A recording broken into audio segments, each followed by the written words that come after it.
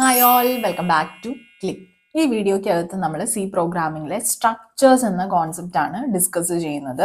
Structures എന്ന് പറഞ്ഞിട്ട് it's A user defined data type.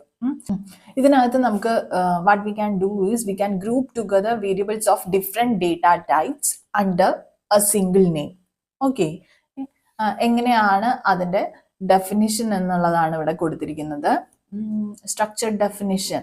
Okay, അത് സ്ട്രക്റ്റ് എന്ന് പറയുന്ന കീവേഡ് യൂസ് ചെയ്തിട്ടാണ് നമ്മൾ സ്ട്രക്ചറിനെ ഡിഫൈൻ ചെയ്യുന്നത്. സ്ട്രക്ചർ നെയിം എന്താണോ അത് കൊടുക്കുക. ഫോർ എക്സാമ്പിൾ സ്ട്രക്റ്റ് ക്ലാസ് എന്ന് വേണമെങ്കിൽ കൊടുക്കാം. Then data type 1 member 1, say ഒരു ഇൻറ്റ് ഏജ് അല്ലെങ്കിൽ roll number what ever value I can give. Then data type 2 member 2, അതിനകത്ത് ഞാനിപ്പോൾ പറയാണ് ക്യാർ നെയിം ഓഫ് 20.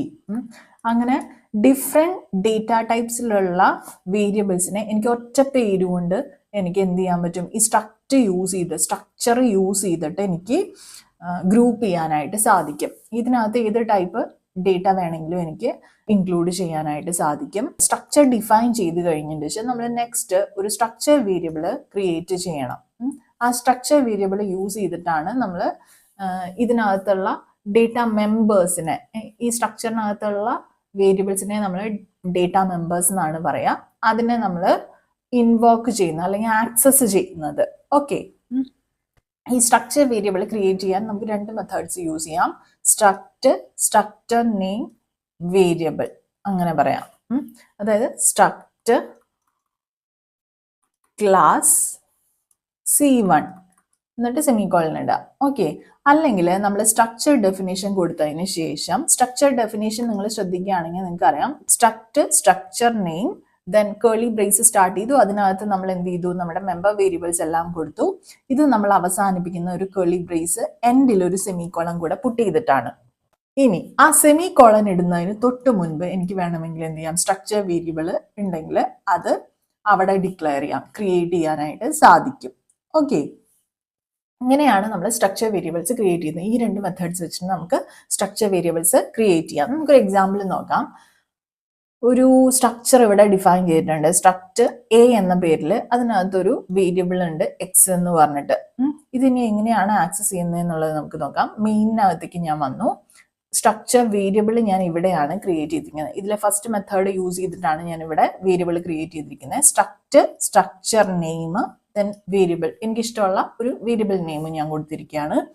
ദെൻ ആ വേരിയബിൾ ഞാൻ ഇവിടെ ഇനീഷ്യലൈസ് ചെയ്തിരിക്കുന്നത് എങ്ങനെയാണ്, ഈ സ്ട്രക്ചർ വേരിയബിൾ ക്രിയേറ്റ് ചെയ്തിട്ടുള്ള structure variable dot operator, then അതിനകത്തുള്ള ആ മെമ്പർ വേരിയബിളിന്റെ name which is X. a dot x is equal to some integer value since this x is an integer variable. Okay, ഒരു value ഞാൻ assign ചെയ്തിട്ടുണ്ട്. എന്നിട്ട് ഞാൻ എന്ത് ചെയ്തിരിക്കുകയാണ്, printf %d. അതെനിക്ക് ഡിസ്പ്ലേ ചെയ്യണമെങ്കിൽ എങ്ങനെ തന്നെ ചെയ്യണം, a dot x എന്ന് തന്നെ പറയണം. then it will print 11, then return 0. Okay, ഇതൊരു എക്സാമ്പിൾ കാണിച്ചു എന്ന് മാത്രം. പിന്നെ ഇവിടെ ഒരു കാര്യം ശ്രദ്ധിക്കാനുള്ളത്, സ്ട്രക്ചർ മെമ്പേഴ്സ് എനിക്ക് ഈ ഡെഫിനിഷനകത്ത് ഇനീഷ്യലൈസ് ചെയ്യാനായിട്ട് സാധിക്കില്ല. അത് കമ്പൈലർ എറർ ത്രോ ചെയ്യും. ഓക്കെ, ഇവിടെ ഞാൻ ഇനീഷ്യലൈസ് ചെയ്യാനായിട്ട് ട്രൈ ചെയ്താൽ കമ്പൈലർ എറർ വരും. പിന്നെ ഒരു കാര്യം കൂടെ ഉള്ളത്, സ്ട്രക്ചർ മെമ്പേഴ്സ് ഓട്ടോമാറ്റിക്കലി ഇനീഷ്യലൈസ് ചെയ്യപ്പെടില്ല. Structure members are not automatically initialised.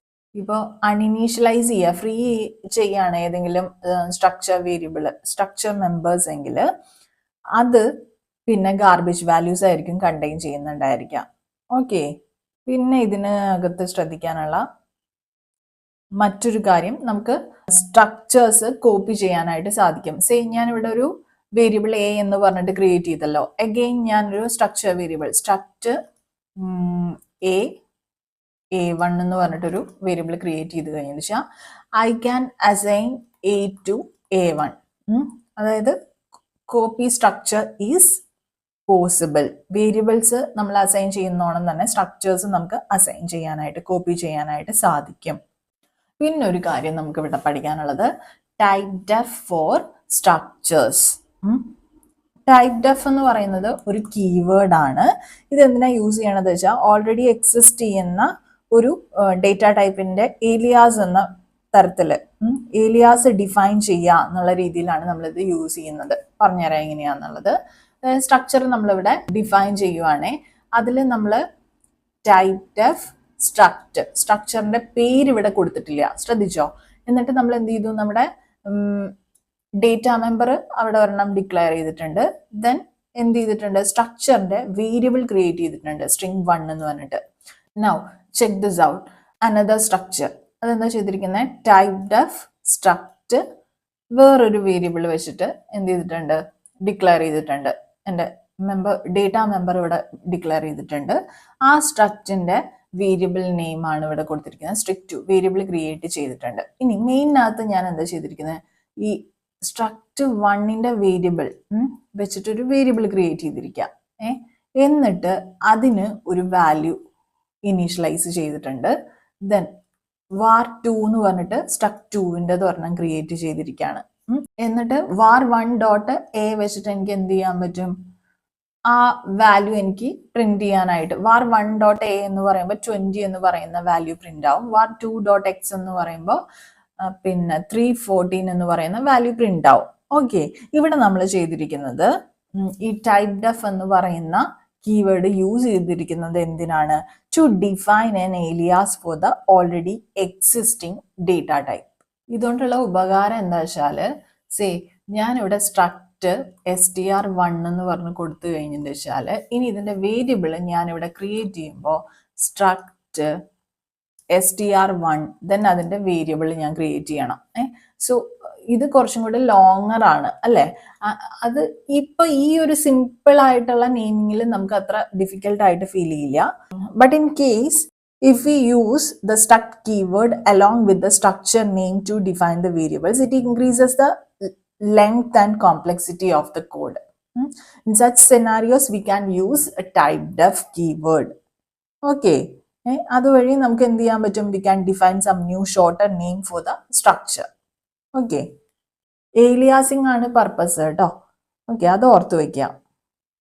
ഈ സ്ട്രക്ചറിന്റെ സൈസ്, അതായത് സൈസ് ഓഫ് സ്ട്രക്ചേഴ്സ് എന്ന് പറഞ്ഞു കഴിഞ്ഞെന്ന് വെച്ചാൽ, ടെക്നിക്കലി നമ്മൾ പറയുകയാണെങ്കിൽ it should be the sum of the sizes of its members. ഇതിനകത്ത് ഓരോ സ്ട്രക്ചറിനകത്ത് എത്ര മെമ്പേഴ്സ് ഉണ്ടോ അതിന്റെ സൈസ് ആണ് സ്ട്രക്ചറിന്റെ സൈസ് എന്ന് പറയുന്നത്.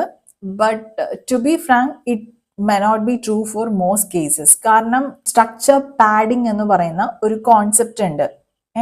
സ്ട്രക്ചർ പാഡിംഗ് എന്ന് പറഞ്ഞിട്ട് വെച്ചാൽ ജസ്റ്റ് നിങ്ങളുടെ ഇൻഫർമേഷന് വേണ്ടിയിട്ടാണ്. എക്സാംസിന് ചോദിക്കുമ്പോൾ എന്ന് പറഞ്ഞാൽ സൈസ് ഓഫ് സ്ട്രക്ചേഴ്സ് എന്ന് പറഞ്ഞാൽ ടെക്നിക്കലി നമ്മൾ പറയണം സൈസ് ഓഫ് ദ സ്ട്രക്ചർ എന്ന് പറയുന്നത് sum of the sizes of its members. Data members ഏതൊക്കെ ഉണ്ടോ അതിന്റെ സൈസ് ആണ് ടോട്ടലി സ്ട്രക്ചറിന്റെ സൈസ് എന്ന് പറയുന്നത്. പ്രാക്ടിക്കലി നമ്മൾ നോക്കുകയാണെങ്കിൽ സ്ട്രക്ചർ പാഡിംഗ് ഉള്ളത് കൊണ്ട് അത് പോസിബിൾ ആവണം എന്നില്ല. സ്ട്രക്ചർ പാഡിംഗ് എന്ന് പറഞ്ഞിട്ട് വെച്ചാൽ adding multiple empty bytes in the structure.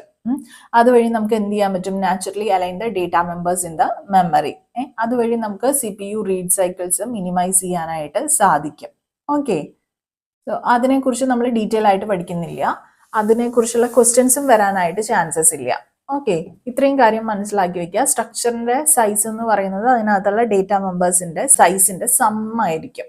Okay, പിന്നെ ഒരു കാര്യം കൂടി ഇതിനകത്ത് പറയാനുള്ളത്, നമ്മൾ ഈ സ്ട്രക്ചറിന്റെ ഡെഫിനിഷൻ എഴുതി അതിനകത്ത് നമ്മൾ ഡേറ്റ മെമ്പർ ഏതെങ്കിലും നമ്മൾ ഡിക്ലെയർ ചെയ്ത് കഴിയുന്ന സമയത്ത് അതിന്റെ മെമ്മറി അലോക്കേറ്റ് ചെയ്യൊന്നുമില്ല. ഈ ഡേറ്റ മെമ്മറി അലോക്കേറ്റ് ചെയ്യില്ല.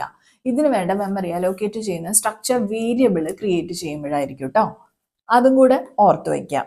അതുകൊണ്ടാണ് നമ്മൾ പറയുന്നത് ഈ സ്ട്രക്ചറിനകത്ത് വരുന്ന ഡേറ്റ മെമ്പേഴ്സ് നമുക്ക് അതിനകത്ത് ഇനീഷ്യലൈസ് ചെയ്യാനായിട്ട് സാധിക്കില്ല. അപ്പൊ കമ്പൈലേഷൻ എറർ വരുന്നു. ഓക്കെ, ഇത്രയും കൂടെ ഇതിനകത്ത് ഓർത്ത് വയ്ക്കുക.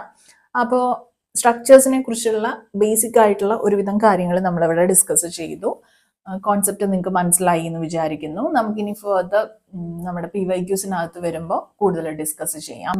വീഡിയോ നിങ്ങൾക്ക് യൂസ്ഫുൾ ആയി ഫീൽ ചെയ്യുന്നുണ്ടെങ്കിൽ ലൈക്ക് ചെയ്യാനായിട്ട് മറക്കരുത്. എന്തെങ്കിലും സംശയങ്ങൾ ഉണ്ടെങ്കിൽ കമന്റ് സെക്ഷനിൽ ചോദിക്കുക.